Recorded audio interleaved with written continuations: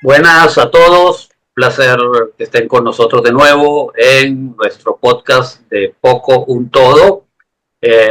Hoy tenemos con nosotros a primero un amigo y un gran profesional de la comunicación. Él se llama Carlos Novoa, es periodista, es politólogo, tiene más de 20 años de experiencia en periodismo escrito, sobre todo en cobertura de noticias internacionales. También tiene más de 20 años de experiencia como profesor universitario, magíster de la Escuela de Gobierno de la Pontificia Universidad Católica del Perú. Como periodista ha trabajado también más de 20 años, 23 para ser exactos, en el diario El Comercio, que es considerado en Perú el gran diario histórico. Sobre todo, se ha especializado mucho en los temas de Medio Oriente. Incluso ha estado 2 veces en Israel, ha estado en cursos y ha estado como periodista cubriendo sucesos que ocurren allá, por ejemplo, en el año 2009, en uno de los conflictos que hubo entre Hamas e Israel, de los que se daban cíclicamente a tantos años, la que Israel llamó la Operación Plomo Fundido. Él estuvo cubriendo por semanas este conflicto para los medios peruanos. Bueno, bienvenido Carlos, un placer y saludos a mi amigo y colega de podcast, Ariel. Hoy vamos a conversar de un aspecto del conflicto entre Hamas e Israel que tiene que ver con la propaganda. Propaganda es una herramienta que todos los actores de conflictos bélicos usan. eh, Está asociada también a lo que se conoce como la guerra psicológica. Pero hoy queremos hablar de cómo la propaganda juega un papel central en este conflicto. Y particularmente la propaganda de Hamas, que es una organización que tiene una base política, que tiene una base, digamos, un componente militar, que muchos países consideran terrorista, pero que también considera o tiene una estrategia de propaganda que ha venido desplegando particularmente desde el mismo ataque que ocurrió el 7 de octubre de 2003. Y justamente 2023, de 2023. 2023, perdón, de 2023, perdón por el error.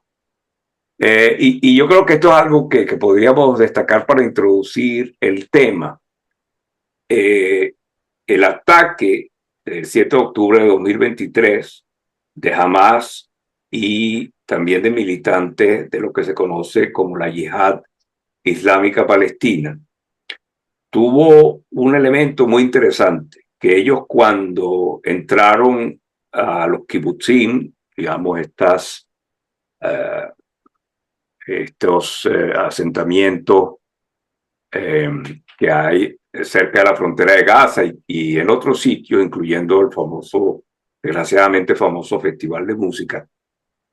Ellos entraron con la intención de documentar en videos todas sus acciones y los aspectos incluso más macabros y más sangrientos de sus acciones. O sea, los vimos con aquellas cámaras que se llaman GoPro, con cámaras que permiten ir grabando en el momento de la acción y obviamente con la intención de utilizar este material como un elemento de propaganda y de guerra psicológica, porque hay que entender que la propaganda tiene una función, dependiendo de la audiencia, dependiendo de una serie de factores.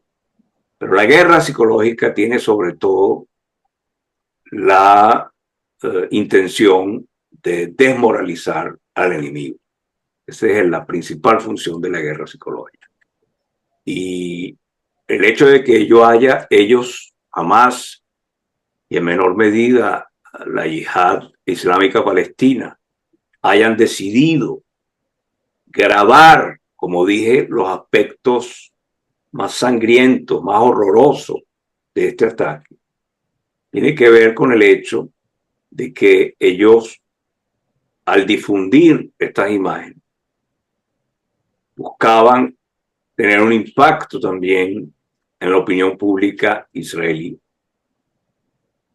pretendiendo desmoralizarla, cosa que en algún momento, por lo menos al principio del conflicto, el golpe fue muy duro y tuvo algún impacto internamente, y después como herramienta de propaganda para diversos públicos. Un público interno, que podríamos llamar, digamos, el público palestino, tanto en la propia Gaza como en Cisjordania y los que se consideran refugiados o palestinos que viven fuera de esas dos zonas.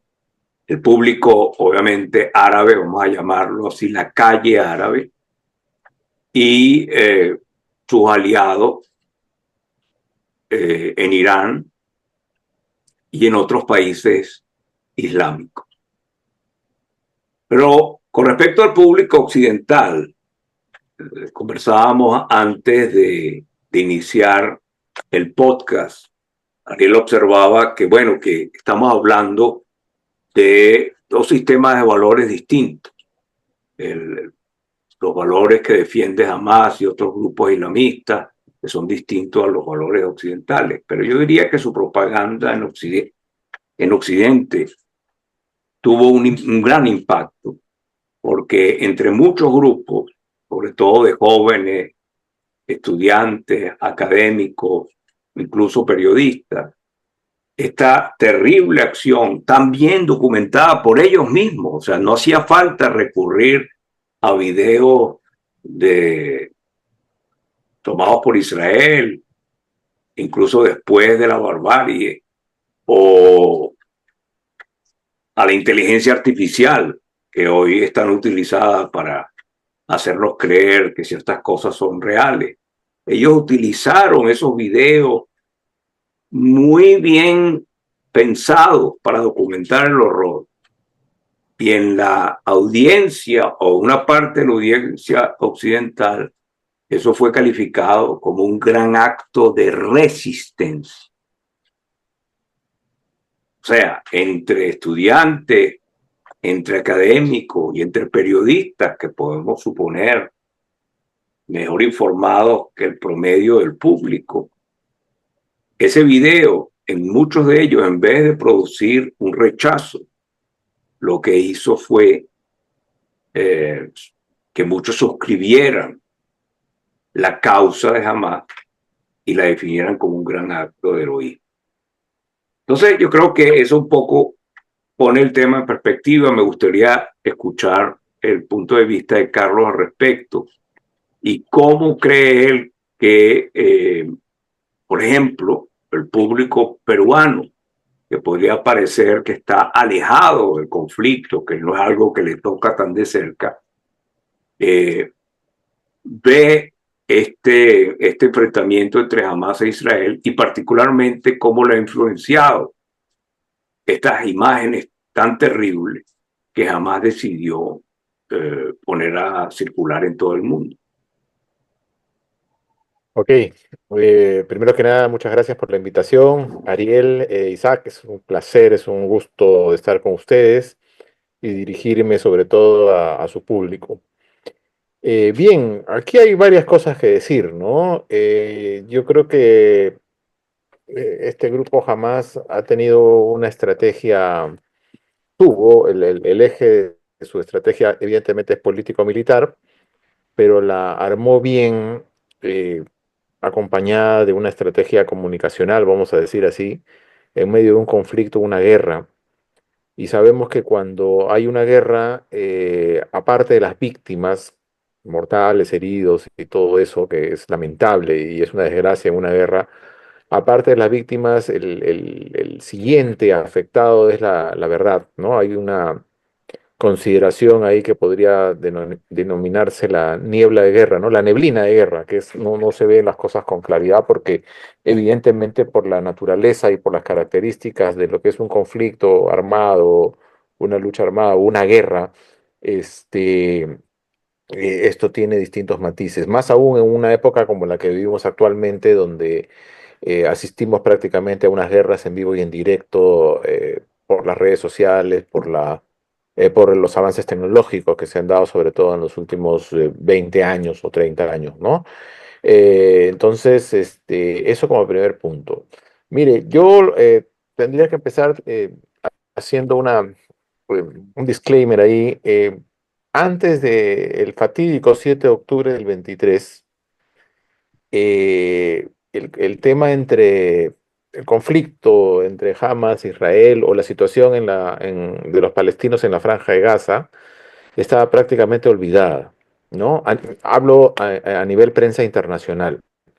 Eh, Estaban a punto de firmarse los acuerdos de Abraham, porque hubo un gran acercamiento entre la diplomacia israelí y la de Arabia Saudita. Yo recuerdo mucho que me pidieron a mí escribir un artículo sobre los acuerdos de Abraham y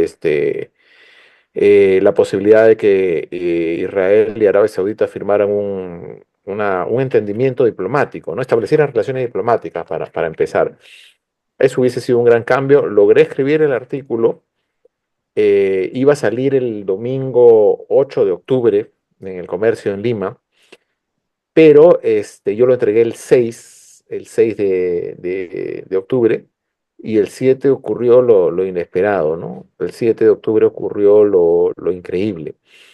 Para quienes seguimos el tema israelí-palestino, fue pues una cosa realmente alucinante. Y bueno, como ustedes han dicho, ya yo he estado 2 veces en la región y me parecía realmente increíble. Siempre la realidad supera la ficción.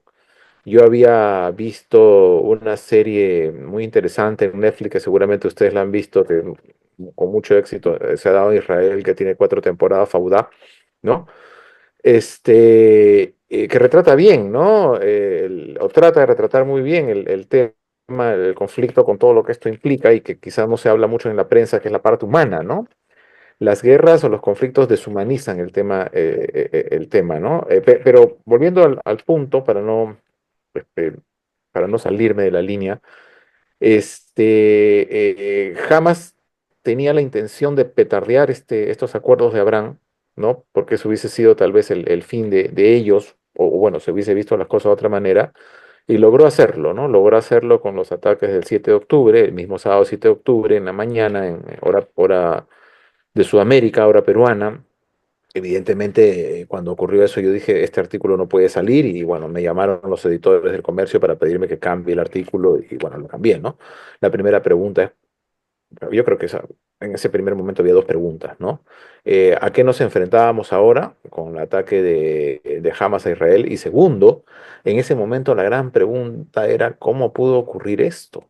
¿No? ¿Cómo pudo ocurrir esto? Y eso es una respuesta, una pregunta y una respuesta que deben resolver los propios israelíes, los propios judíos en todo el mundo, pero específicamente los que están en Israel, ¿no? Hay una cuenta pendiente, como ustedes lo saben ahí. Quienes han estado en Israel saben que es un país pequeño, que es un país totalmente controlado por Tasal, ¿no? Por las fuerzas armadas israelíes. Entonces, una cosa como que de repente hacia afuera, o quien nunca ha estado en la región, no le sorprende, ¿no? Pero quienes hemos estado sí nos sorprende cómo pudo haber ocurrido esto. Entonces, eso de ahí no fue gratuito, fue algo que jamás quiso hacer. Entonces, esa es la primera estrategia, el primer gran triunfo, digamos, de Hamas en ese sentido. Entonces, a eso tú le agregas el tema de lo que es la forma de trabajar o la forma de actuar de un grupo como Hamas, que es considerado un grupo terrorista. Eh, es un grupo que, como hemos visto, está en minoría y normalmente tendría que perder una guerra con un ejército tan poderoso o como una fuerza tan poderosa como la de Israel, evidentemente. Pero el objetivo del terrorismo es justamente crear condiciones de terror y tener un efecto propagandístico grande, ¿no? Porque aquí hablamos primero de que todo el mundo comenzó a hablar, o sea, esta acción puso en la mesa internacional, puso en la palestra internacional nuevamente el conflicto entre Hamas e Israel, ¿no? O sea, lo volvió a visibilizar cuando estaba a punto ya de desaparecer, si es que hubiesen firmado los acuerdos de Abraham, ¿no? En segundo lugar, pero no menos importante, la estrategia del terror, ¿no? Porque lo que busca una agrupación como esta justamente es apelar al terror y utilizó de una manera bastante criticable, de una manera salvaje, pues todo lo que se vio a nivel mundial tratando de mostrar un poder mayor al que realmente tiene, ¿no? Entonces, el tema de secuestrar gente inocente, gente, mujeres, niños, ancianos, sacarlos de los kibutzim, el tema, pues, de penetrar en el lado donde hubo esta fiesta, donde había miles de jóvenes, ¿no? Y generar el terror desde todas las perspectivas y además llevarlos a la franja con los civiles ahí celebrando, era una cuestión pues realmente inaceptable, pero algo que jamás estaba perfectamente consciente de lo que estaba haciendo, ¿no? Entonces, esta propaganda, pues como bien lo has dicho tú, Isaac, ha tenido un efecto diferente porque el público a nivel mundial digamos, tiene distintas lecturas, ¿no? Y este es un problema mundial, es el principal problema o el principal conflicto en la humanidad actualmente es ese. Es algo que viene ya desde mucho tiempo atrás. Tú puedes ponerle fecha de inicio 1917 con la declaración de Balfour, puedes ponerle 1948, 67, Guerra de los Seis Días, no sé, puedes ponerle cualquier fecha, pero este es el principal conflicto en la humanidad actualmente. Entonces, si yo les digo, desde mi punto de vista, que es el principal conflicto en la humanidad actualmente, ¿cuántos habitantes hay en el mundo? ¿No? 7.000, 8.000 millones de habitantes, ¿no? 7.000, pongámosle 7.000 millones de habitantes, más de 7.000. De los 7.000 millones de habitantes, tú tienes 1.500 millones de chinos, 1.500 millones de indios, ¿no? De indios, ahí nomás tienes 3.000 millones de habitantes. Y si le agregas 1.000 millones de musulmanes que hay en todo el mundo, el país con mayor cantidad de musulmanes en el mundo creo que sigue Indonesia, siendo Indonesia, ¿no? Un país de más de 100 Indonesia. millones de habitantes, Indonesia. Indonesia es un país musulmán, pero no es un país árabe, ¿no? Entonces estamos hablando que más de la mitad de la población del mundo no es cristiano, no es judío, bueno, los judíos ni qué decir, ¿no? Es una gran minoría, un 15 millones de judíos en todo el mundo, probablemente la mitad esté en Israel y la otra mitad dispersos en el resto del mundo, ¿no? Sobre todo en Estados Unidos y, bueno, como ustedes, ¿no? Que también tienen una comunidad, ¿no? Entonces, estamos hablando que hay un mensaje que es variopinto, es variado. Jamás sabía perfectamente, y aquí entro a la segunda parte de la pregunta, es cómo enfrentó este tema el público, o cómo influyó en el público peruano y me atrevería a decir en el público sudamericano. Jamás sabía perfectamente que esta accionar, ¿ya? De ingreso violento y único, quiero decir, solamente jamás tenía la posibilidad de ganar esa batalla dentro de una guerra, una batalla que, repito, a mí no me deja de sorprender cómo pudo penetrar en territorio israelí con toda la seguridad que había. Sabía que esto iba a tener una gran repercusión y que iba a haber una ofensiva bastante intensa ordenada por el gobierno de Israel, tal como ocurrió, ¿no? Y esa ofensiva muy intensa, evidentemente, produjo lo que sabemos. Hablaba de Hamas, ¿no? Y Hamas es una fuerza militar de 20.000, 30.000 personas que está dentro de un territorio muy pequeño, la Franja de Gaza, en la cual hay 2 millones de personas, y jamás pues apela a esconderse entre los civiles, o sea, es decir, tiene secuestrada a la población de la Franja de Gaza. porque ahí no hay ningún tipo de libertades, porque ahí además, ¿qué puede decir una familia, un hombre o una mujer que tienen su familia y que hacen lo que pueden, que viven ahí, que trabajan y de repente no tienen ninguna intención de hacer nada en contra de los israelíes, pero que viene alguien de Hamas, te impone y se mete dentro de tu casa y se esconde dentro de tu casa, ¿no? Entonces, ese tipo de cosas evidentemente tuvo una gran repercusión con la ofensiva israelí que atacó casi toda la infraestructura en la Franja de Gaza y hubo bombardeos sobre hospitales, sobre colegios. Bueno, ahí se escondían, pues, ¿no? Entonces, en estos tiempos, digamos, y eso lo debe saber muy bien Isaac, que es profesor de periodismo también o de comunicación, estos tiempos son muy complicados porque ya el periodismo, digamos, que no tiene el prestigio que tenía antes, porque el Internet ha terminado con el monopolio de la información, ¿no es cierto? Internet ha terminado con el monopolio de la información. Hoy a través de las redes sociales todo el mundo es periodista y todo el mundo puede decir lo que quiera, ¿no? Quienes buscan la información de manera, vamos a decir, profesional o de manera objetiva, lo que hacen es ir a medios de comunicación o fuentes que son más o menos serias o que tienen credibilidad. Pero eso lo hace una minoría, no lo hace la gran mayoría de la gente, se deja llevar por informaciones que llaman más la atención. Y si a eso le agregas que dos cosas. La primera es que estamos viviendo una batalla cultural, ¿no? A nivel mundial, que ese es otro tema, ¿no? Batalla cultural izquierda, derecha, posiciones céntricas, radicalismo de ambos lados a nivel mundial, pero lo que estamos viviendo es una época de posverdad, ¿no? Posverdad y fake news, noticias falsas, en la cual hoy en día, hablo ya desde el punto de vista comunicacional, importa más lo emotivo que lo objetivo. Repito, importa más lo emotivo que lo objetivo. Entonces, a la gente se le dice lo que quiere escuchar y no lo que la gente debe escuchar.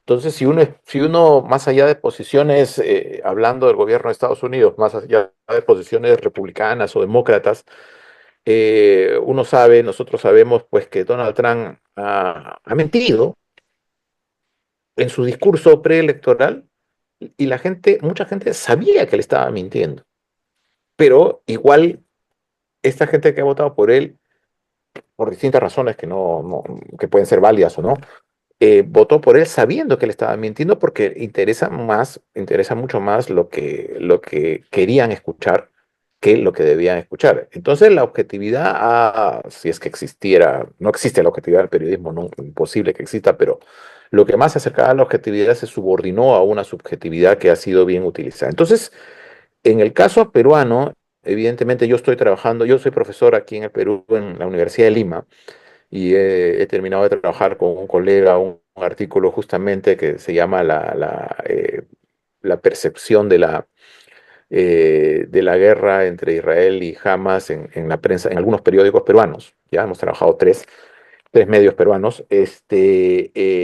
Vemos ahí que hay varios factores. El primero, que ha habido una especie jamás ha utilizado la propaganda para victimizarse, ¿no es cierto? Para victimizarse, pero jamás, lo que no se dice es que jamás se ha aprovechado del poder y dominio que tiene sobre la población de la Franja de Gaza. La ha utilizado y gran parte de esos más de 40.000 muertos que hay es por eso, porque jamás pues, se esconde en lugares donde hay muchos civiles y qué cosas se podía hacer ahí, por un lado, ¿no? Y por otro lado, también esto ha generado una gran ola de rechazo producto de, bueno, decía, cosas que se ven y cosas que también no eran ciertas. Hubo mucho, de ambos lados, ¿ah? De ambos lados hubo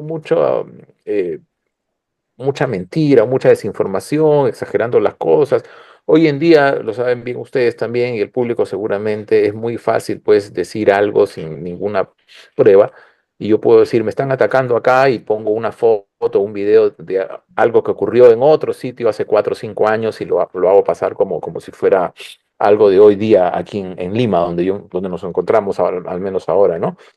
Entonces, eso hizo que no solamente en el Perú, sino a nivel general, creo yo, en gran parte del mundo occidental y sobre todo en Latinoamérica, Israel tuviera pues un impacto negativo, como que el país abusivo que toma represalias fuertes contra los palestinos, ¿no? Entonces, ahí hay varias cosas, no todo lo que yo siempre le digo a mis alumnos sobre todo cuando empiezo ciclo, le digo, bueno, el periodismo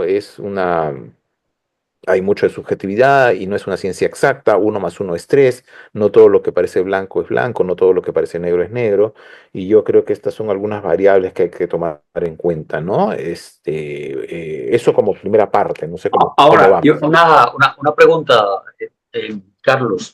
¿Este trabajo que hiciste con tu colega estaba basado en preguntas a tus estudiantes o estaba basado en encuestas, en chequeos de diarios, es lo que has dicho? ahora sí nos escuchas, Carlos. Sí. ¿Me escuchan? Ok, entonces te preguntaba, Ariel, que nos explicara un poco en qué consistió ese trabajo. ¿Fue un análisis de prensa, de la cobertura de la prensa? ¿Fue alguna encuesta? ¿Cómo hicieron ese trabajo? Sí, y la segunda pregunta, porque me es muy importante, ¿cómo consideras tú que fue la reacción de la mayoría de los estudiantes que se familiarizaron con el tema del conflicto, del atentado y el post, todo lo que ha sido la guerra, de la mayoría de los profesores en Perú, por lo menos de lo que tú conozcas, de los periodistas, que son, digamos, las personas o el grupo de personas a los cuales se refirió Isaac en la introducción de este tema, y de los intelectuales, que digamos son los que más les interesa estar informados sobre este tema? ¿Te pareció que Sí, tomaron una vía pro-palestina o pro-israelí o trataban de estar en el medio o hasta fueron indiferentes? sí, muy interesante las preguntas que están enlazadas. Empiezo por la primera de Isaac. Este es un trabajo académico que lo estamos entregando apenas, ¿ya? Y que se ha basado en hacer el análisis sobre cómo cubrieron tres medios, que son El Comercio, La República y un semanario que es Hildebrand en sus 13, que sabe, Ariel debe saber que es César Hildebrand, que es un Muy periodista anti-israelí, muy muy anti-israelí. muy anti-israelí, un periodista de mucha Polémico, experiencia, ¿no? De mucha experiencia. pero también muy Eh, polémico y muy muy... polémico, sí, sí. Entonces, nosotros hemos hecho, dadas las dificultades, ¿y cuáles son las dificultades? Primero, no tenemos fuentes primarias porque no estamos en la zona. Básicamente nos hemos enfocado en la forma como estos medios han recogido la información y cómo la han publicado, ¿no? No hemos profundizado en los mensajes, mucho, sino cómo han sido el proceso de recoger la información para difundirla después, ¿no? Es muy interesante porque evidentemente el comercio hizo algún esfuerzo por tener información de primera mano en algún momento, pero no es como antes, pues el periodismo ha cambiado, ¿no? En mi época, Ariel lo sabe, pues, y tú también, Isaac, seguramente, porque ves esto hace tiempo, pasaba algo y a uno lo enviaban, ¿no? A otro país. Uno viajaba a otro país o a otra ciudad y reporteaba y había una fuente de primera mano. Entonces, este estudio trata de ver, digamos, por dónde se han orientado estos medios y evidentemente esto cómo ha repercutido. Eh, Cómo ha repercutido en los lectores, haciendo la salvedad que este es un estudio de prensa escrita, ¿ya? Haciendo una salvedad que es un estudio de prensa escrita en una época en la que la prensa escrita ya perdió, pues, una influencia que tenía antes, ¿no? Que tenía antes. Entonces, eso por un lado. Ahora, por otro lado, yo creo que aquí en el Perú al menos, ha habido distinto tipo de reacciones. Eh, Creo que las reacciones a nivel estudiantil, quiero decir, a nivel universitario, han sido muy similares vamos a decir, en América, ¿no? Eh, eh, Estudiantes en su gran mayoría protestando en contra de Israel. Inclusive en la Universidad Católica acá hubo un intento de copiar eh, Los campamentos. esta modalidad, ¿no? Estos campamentos que había en las universidades de Estados Unidos. Duró muy poco, porque precisamente yo sí creo que a la gente, este es el gran problema, ¿no?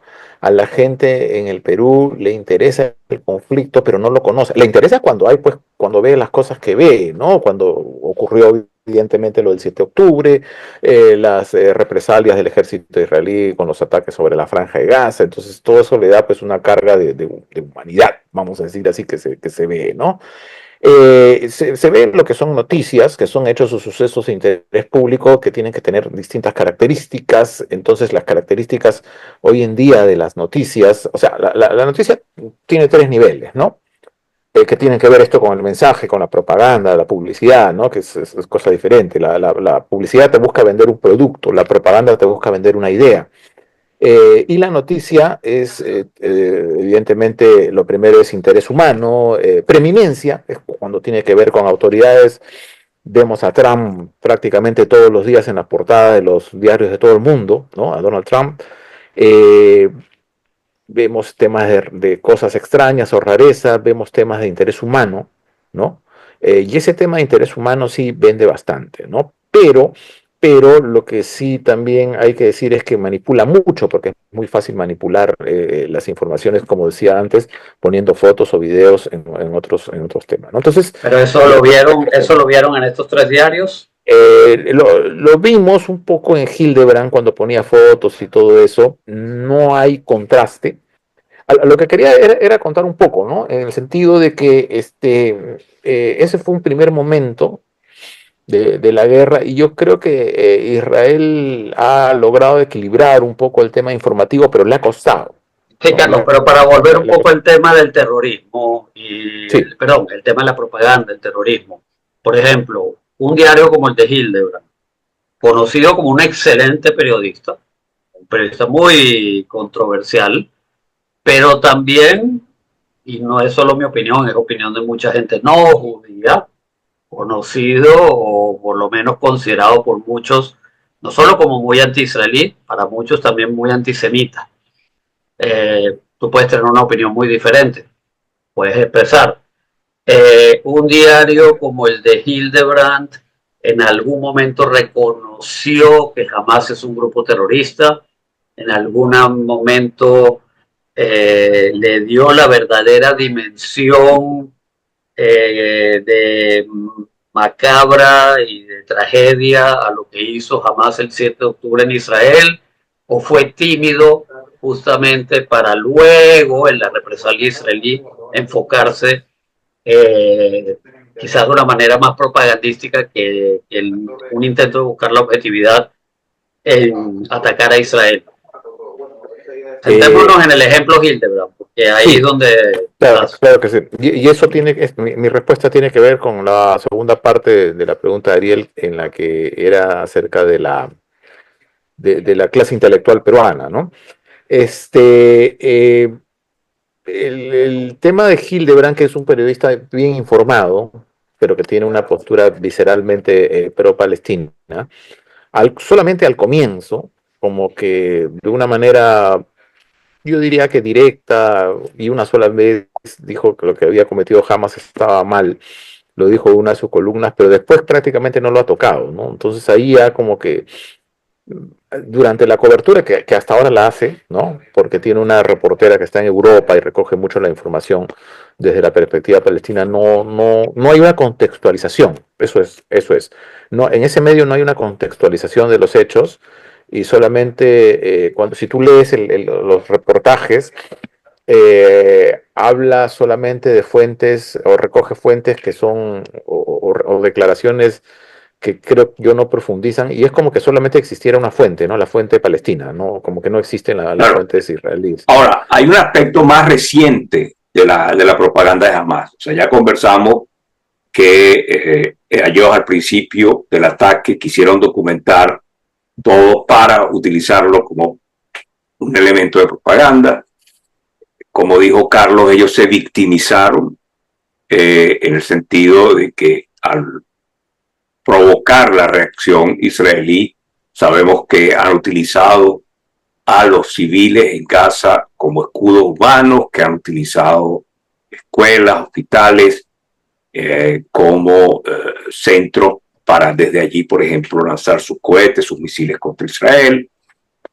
Sabemos que tienen una red de túneles inmensa que construyeron en Gaza, que les ha servido para protegerse, por lo menos a los milicianos, poniendo en desventaja a la población civil que no tiene acceso a esos túneles y que no puede protegerse de los bombardeos israelíes.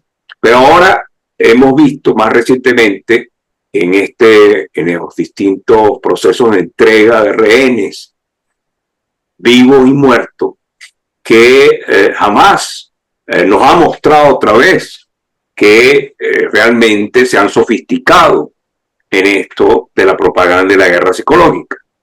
Eso hemos visto cómo cada vez que entregaban a rehenes vivos tienen una tarima, son capaces de imprimir unos grandes afiches que tienen mensajes tanto en árabe, en inglés y en hebreo.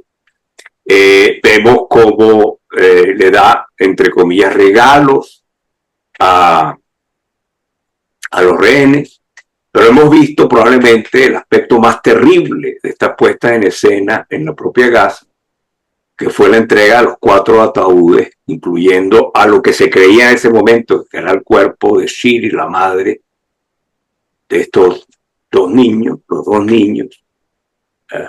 Ariel y Ekfir, y a la otra persona, este señor mayor del kibutz, que ahora no recuerdo el nombre. ¿Puede recordar? Por cierto, no lo recuerdo, pero por cierto era una persona pacifista. Era pacifista. Que llevaba gente de Gaza a los trabajos dentro del territorio israelí, claro, y los regresaba, claro, por su protección y por... Sí, bueno, como muchas de las víctimas que el mundo del kibutz en Israel es un mundo, digamos, de la gente de izquierda, de la gente que es más proclive a la idea de negociar 2 estados, la gente más proclive a incluso defender a veces los derechos de los propios palestinos. Y bueno, y ya sabemos lo que pasó con muchos de ellos. Pero quiero destacar este punto. Y además rehenes beduinos. Y rehenes beduinos, por supuesto. Que son musulmanes y rehenes de extranjeros. Y rehenes extranjeros, pero para eso sí lo soltaron relativamente rápido. Pero bueno, pero ellos se han enfocado mucho últimamente en esas puestas en escena que yo llamo espectáculos del horror, donde vemos varias cosas. O sea, vemos primero un dominio de la escena. O sea, vemos un dominio de la escena. Algo que yo creo que ahora aprendieron de ISIS, por ejemplo, ¿no? ISIS también, en algunas escenas horribles, preparaba unas producciones tremendas de ejecución de sus rehenes. Aquí no necesariamente para ejecutarlos, pero sí para rebajarlos humanamente y presentarse ellos todavía como poderosos. Pero una cosa que yo quiero destacar, porque Carlos lo mencionó, me parece importante, que es ver la participación de la población civil de Gaza en estos espectáculos, que es algo muy revelador. Porque yo tiendo a diferir de Carlos en la idea de que esta es una población que es víctima de Hamás. Y no niego que puede haber muchos casos así. Pero cuando tuvieron la oportunidad de votar en unas elecciones, eligieron a Hamás para que gobernara en Gaza.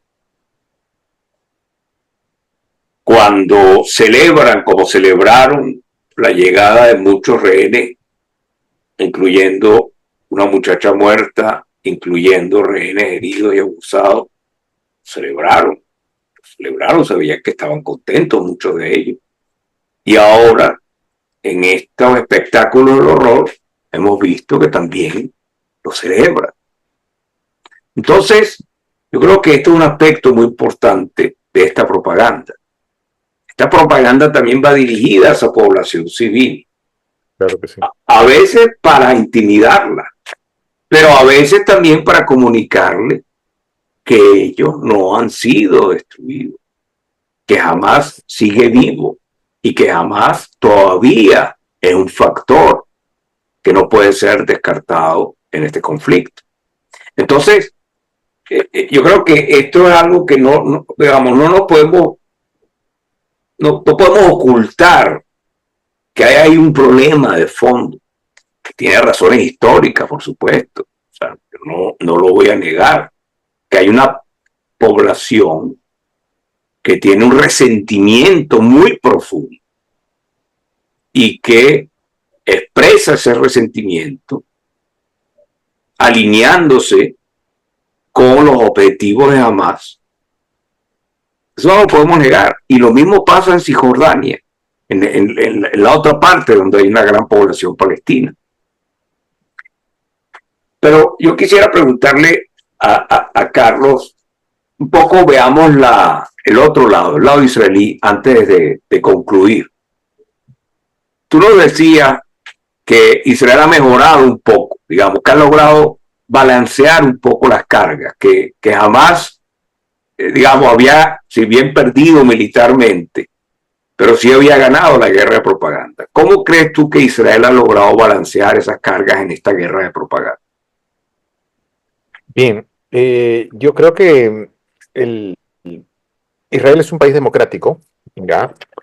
Y justamente por ser un país muy democrático, tiene un debate muy intenso, ¿no? Internamente. Y eso es algo que no se conoce afuera. Entonces, yo creo que Israel ha tejido una estrategia integral que tiene que ver, obviamente, con un aspecto militar, que camina solo, con un aspecto diplomático ante tanta mayoría contraria, porque la mayoría de países son pro-musulmanes, de alguna manera u otra no tiene esa fuerza, digamos, o esa mayoría, para defenderse en el campo diplomático. Y también lo que ha hecho el ejército de Israel no, el gobierno de Israel es tratar de informar más eh, cuestiones de contexto, que es un poco lo que se carece ahora hoy en día en el periodismo, porque la gente quiere estar informada al minuto de las cosas, pero sin el contexto, ¿no? Y es muy difícil contextualizar el tema desde la perspectiva israelí, porque hay que explicar una serie de cosas que a veces no, si tú vas a un programa de televisión y hay un periodista que está sesgado o que no tiene mucha información, va a ver lo primero que va a utilizar es lo primero que ve, y ahí la información va a estar distorsionada. Entonces Israel lo que ha hecho es enviar a expertos comunicacionales a distintos países para hablar con periodistas y ponerles un poco el contexto, ¿no? Hace un mes, por ejemplo, estuvo Pilar algo así, Rajola, sí, estuvo en Lima y tuvo una conversación con comunicadores. Yo estuve presente, muy, muy interesante. He visto, por ejemplo, un poco lo que hace, lo deben conocer ustedes, el mexicano Francisco White, Gil White, ¿no? Sí, Entonces yo cómo creo que no. ese nivel de información ha sido una estrategia, Sí. enviar a expertos a distintas partes para hablar con periodistas y por lo menos contextualizar, o por lo menos que el periodista tenga la información a la mano, ¿no es cierto? Y no se deje llevar solo por lo primero que llega. Y esto tiene que ver con la otra parte, ¿no? Que quería yo decir, claro, si Isaac dice, ¿no? El tema de la propaganda utilizada por Hamas, sí, pues los avances tecnológicos son para todos. Lo utilizó muy bien Al Qaeda cuando organizó las masacres del 11 de septiembre, lo ha utilizado muy bien el Estado Islámico, y produce pues estas especies de terroristas que no tienen que irse no tenían que irse a Estos Siria, a lobos Líbano, solitarios que los lobos imitan, solitarios, ¿no? ¿no? Y entonces yo creo que sí, en el caso de la Franja de Gaza hay que tener en cuenta algunas cosas, ¿no? Sobre todo el hecho de que dos o tres cosas, ¿no? Jamás maneja muy bien los medios de comunicación, ha quedado demostrado ahora, ¿no? Su propia prensa, su propia logística comunicacional. Lo primero que querían ellos es demostrar que no han sido derrotados por Israel, y eso creo que lo han venido logrando con estas muestras atroces desde un punto de vista humano, pues, ¿no?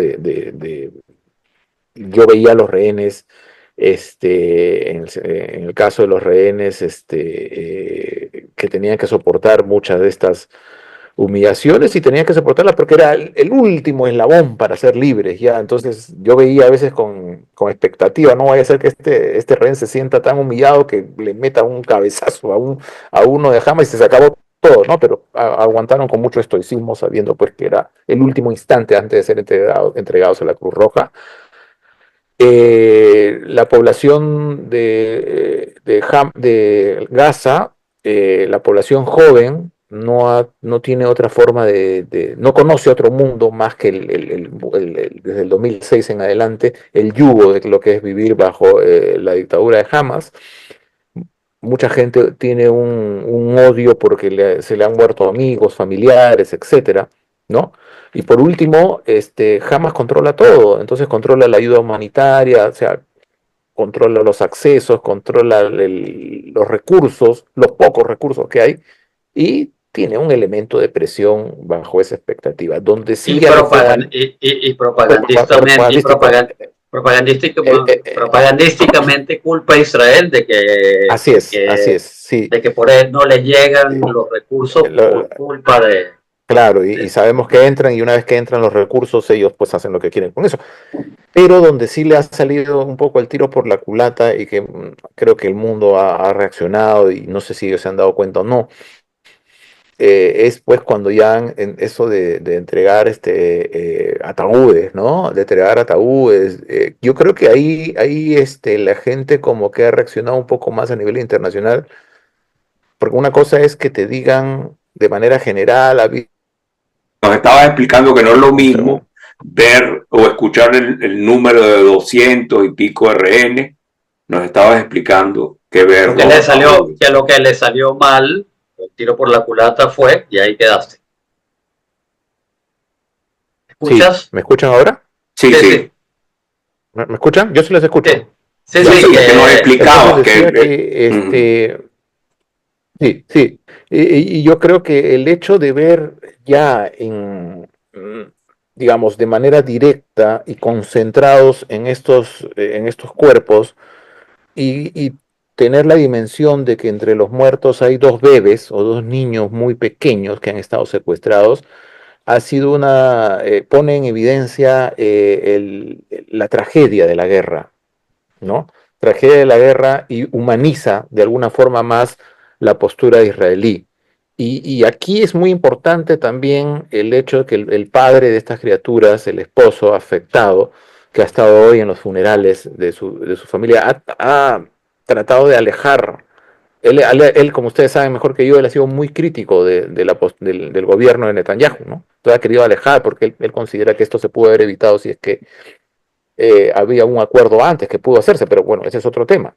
Entonces, ahí como que se humaniza un poco el tema, y eso de entregar cadáveres también pues pone o muestra un lado, vamos a decir, salvaje, jamás, y ahí por eso decía sí. que le ha salido un Sí, poco el tiro por la culata, ¿no? a mí me gustaría hacer una pregunta, la última pregunta mía a ustedes dos, a Isaac y a Carlos.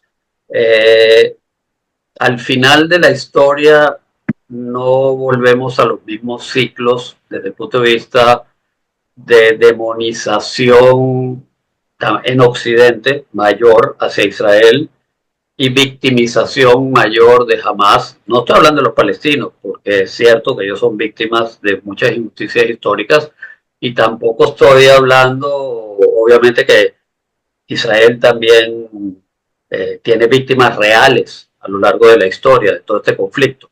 Pero al final ocurrió la masacre que ocurrió.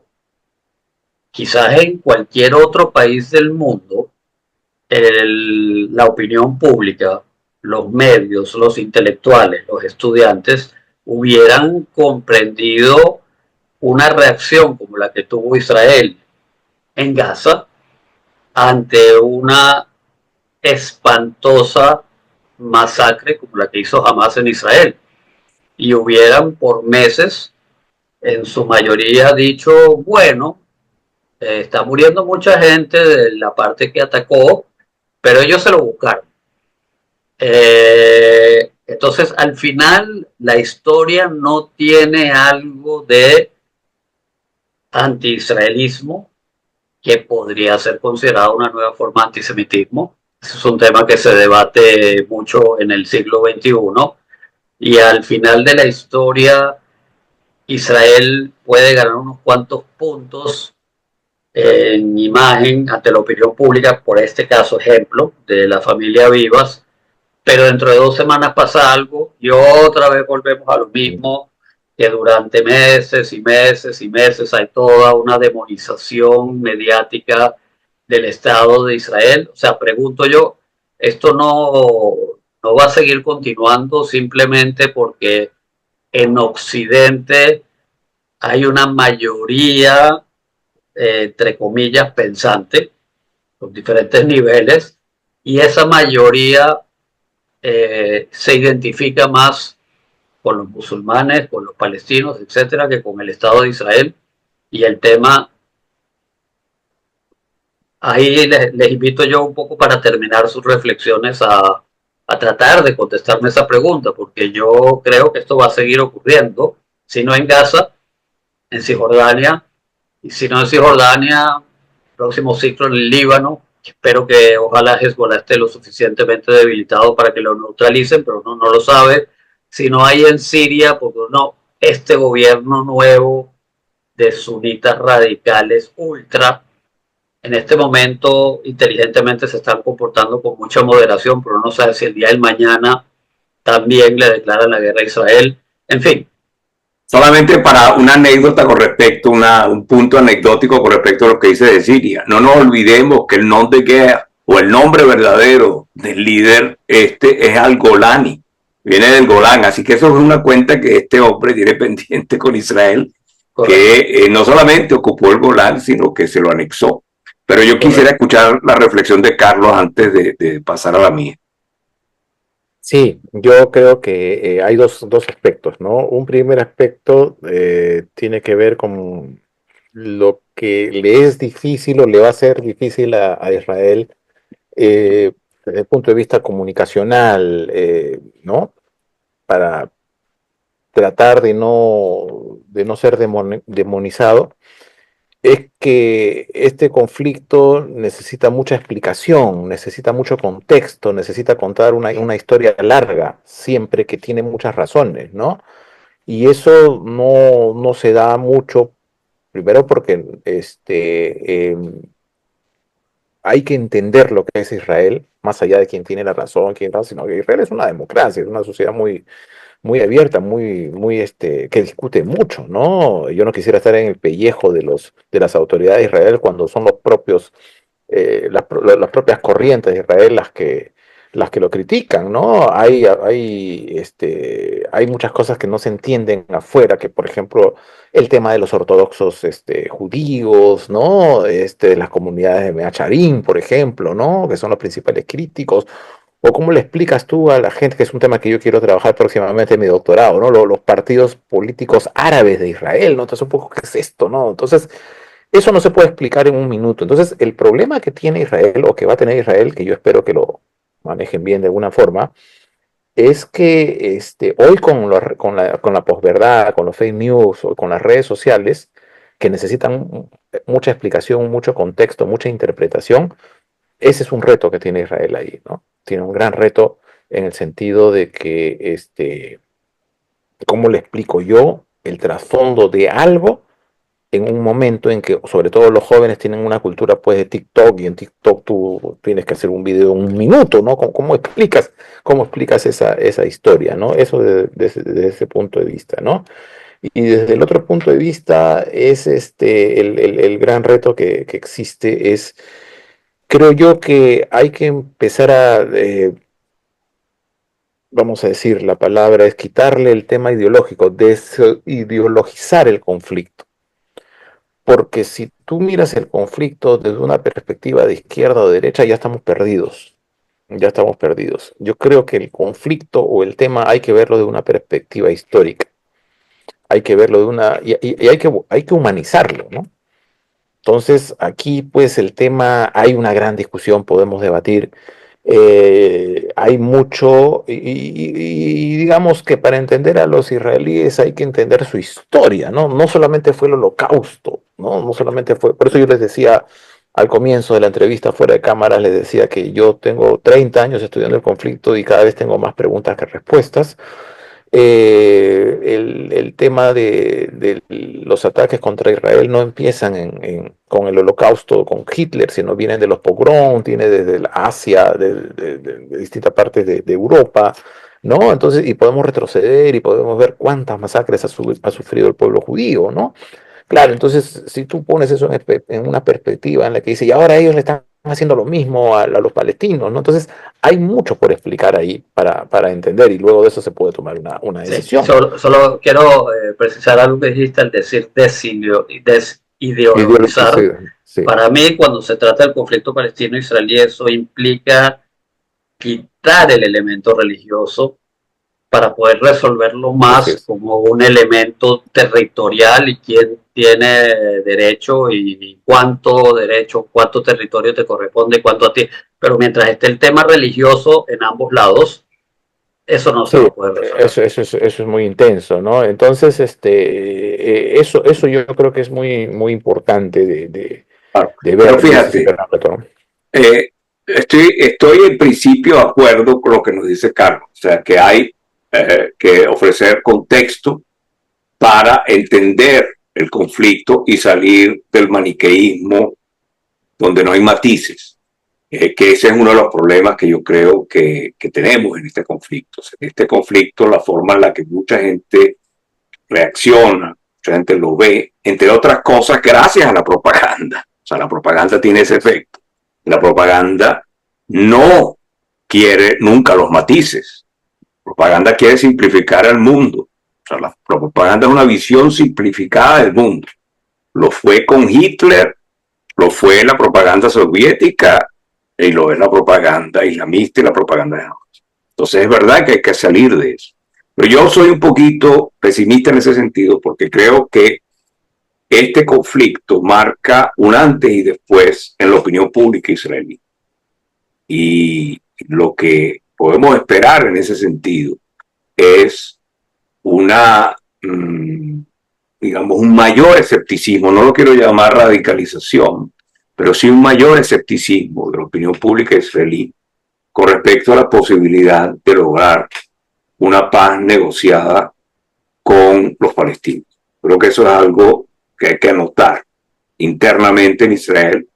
Probablemente eso vaya a traducirse en que ciertas posiciones políticas se refuercen. El otro tema que yo creo que es muy importante afuera, y ya lo asomaba Ariel, que estamos viviendo un resurgimiento muy importante del antisemitismo en el mundo entero. Por supuesto que en el mundo musulmán eso se puede explicar en buena parte por el conflicto entre Israel y los palestinos y otros países árabes musulmanes o incluso musulmanes como Irán. Eso tiene una gran influencia. Pero en el mundo que llamamos occidental, este resurgimiento se disfraza muchas veces del anti-israelismo o llamado también antisionismo, para volver a poner en la palestra prejuicios ancestrales que han acompañado a Occidente desde probablemente el nacimiento y la consolidación del cristianismo como la religión mayoritaria de Occidente. E incluso en aquel discurso que se pretende de izquierda progresista, hay atavismo todavía de ese viejo antisemitismo. Entonces, yo creo que ese es un terreno lamentablemente fértil para la propaganda de Hamas. Un Hamas debilitado militarmente, es verdad.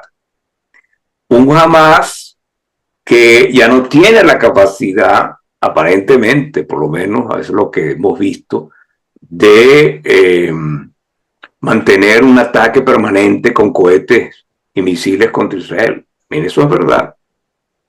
Pero un Hamas que no depende solamente de esos militantes que vemos encapuchados y que se pavonean con su Kalashnikov en los espectáculos de Gaza. Un Hamas que está en la mente de millones de palestinos y en la mente de millones de musulmanes. Y yo creo que ahí está la raíz del problema. Si los palestinos no entienden que ellos tienen que salir de esa posición de víctima y que tienen que reconocer que Israel es una realidad que no va a desaparecer, si ellos no se convencen de eso, no habrá manera de salir de este conflicto. No hay manera si no hay un cambio de mentalidad, si no hay una deshamificación de los palestinos. Y eso lo veo muy difícil. Cuando terminó la Segunda Guerra Mundial se habló mucho de la desnazificación de Alemania. Se logró en buena medida. Ya vemos que por ahí quieren otra vez asomar la cabeza, pero se logró en buena medida. Habrá una deshamificación de los palestinos. Quiere decir que se olviden de estas aspiraciones prácticamente donde ni los judíos ni Israel tienen ninguna cabida allí. ¿Es realmente eso posible? Ahora, Isaac, quiero hacer una observación, que aunque comparto tu preocupación, aunque comparto tu escepticismo, y yo diría, yo sí utilizaría la palabra pesimismo, en mi caso, hay un elemento que me preocupa, que la ultraderecha mundial, por el momento no es antisemita porque es más antimusulmana, por el tema de la migración masiva en Europa o por el tema del terrorismo islamista, caso Estados Unidos, etc. Pero cuando, entre comillas, se normaliza en un discurso de un presidente de Estados Unidos decir que un plan es echar a 2 millones de palestinos de la franja de Gaza, eso también implica que esta ideología de transferencia poblacional que tiene la extrema derecha israelí está volviéndose un poco mainstream. Claro, tiene toda la razón, exacto. Hay un problema que también viene de las derechas más extremas, pero, y tienes tanta razón, que esto sería tema para otro podcast, y lo podríamos conversar, que es que en la derecha extrema, que son pro Netanyahu, tienes antisemitas como Víctor Orbán, el presidente de Hungría. Entonces vivimos en un mundo extremadamente complejo en ese sentido, donde las categorías, digamos, estas donde uno podía encasillar a la gente como tal, tampoco nos sirven mucho. Porque, muy bien, Elon Musk es un amigo de Netanyahu y fue a visitarlo y a compadecerse de los israelíes que sufrieron tanto después del 7 de octubre. Pero también apoya a AfD, quiere decir a la Alternativa por Alemania, que es un partido que en su interior tiene corrientes, y una de esas corrientes es una corriente cuasi filonazi con pretensiones revisionistas de la historia de la Segunda Guerra Mundial. Ahí está la complejidad que estamos viviendo y de la que nos hablaba Carlos también, porque en ese mundo que es más complejo hoy que nunca, la mayoría de la gente solamente se informa con videitos de 30 segundos. Entonces, en un mundo complejo donde lo que habría que hacer es que la gente tenga mejor comprensión de la historia y mejor comprensión del contexto, lamentablemente la mayoría simplemente se conforma con Pildorita? Bueno, creo que tenemos que cerrar, nos hemos pasado de la hora por buen trecho, no estoy midiendo, pero te quiero decir, Carlos, que contigo hasta el momento ha sido el único invitado con el que ha ocurrido eso, de que nos pasemos Hay de mucho la por hablar. hora, y Hay eso mucho por sí, hablar. eso significa que hay mucho por hablar y eso significa que tú has dicho cosas muy importantes que nos han estimulado a mantener la conversación y ramificarla. Y yo Y ha sí, hecho una gran contribución en esto de poner las cosas en contexto, Carlos. Así que muchas gracias. sí, muchas No, gracias y gracias yo por sí la creo presentación. que muy pronto te vamos a estar llamando para seguir hablando de temas afines a este o de otros temas internacionales. Te agradecemos muchísimo. Gracias por dedicar tiempo. Gracias por quedarte en tu oficina especialmente para poder estar con nosotros. Y bueno, Isaac, gracias también, como siempre, por ser mi partner en este podcast. Y pronto nos vemos en otra ocasión en De Poco un Todo. Eh, que tengan una buena semana y que traten de ser optimistas a pesar de todo lo que hemos conversado en esta hora. Bueno, hasta la Chao. próxima. A la Gracias, próxima. Isaac, gracias, Ariel. Hasta la próxima. Muy amable.